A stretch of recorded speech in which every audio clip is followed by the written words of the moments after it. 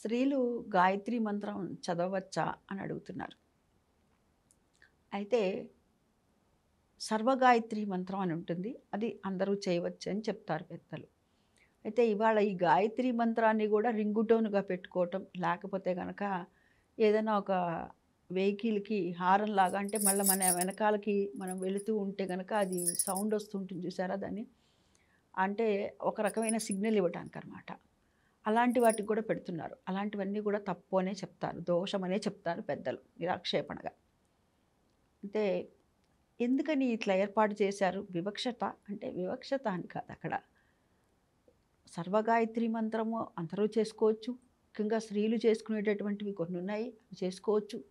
అయితే ఈ గాయత్రి మంత్రాన్ని మటుకు యజ్ఞోపవీతం ఉన్నటువంటి వారు ఎవరైతే ఉన్నారో వారు గురువు ద్వారా ఇచ్చేటటువంటి అక్షర లక్షలు చేసినటువంటి గురువులు ఎవరైతే ఉంటారో వారి ద్వారా ఇచ్చేటటువంటిది. అది ఉపనయన సంస్కారం అనేటటువంటిది చేస్తారు.